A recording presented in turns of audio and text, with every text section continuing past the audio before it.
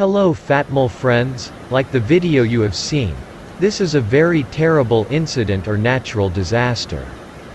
After I watched this video, it really made me very scared. This incident happened in Saudi Arabia in the city of Jeddah. This incident really made me very scared.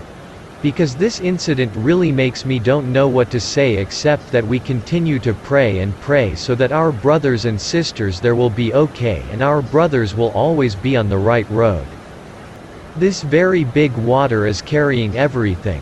The cars destroyed houses and there were almost people who were carried away by the current because the flood was so strong.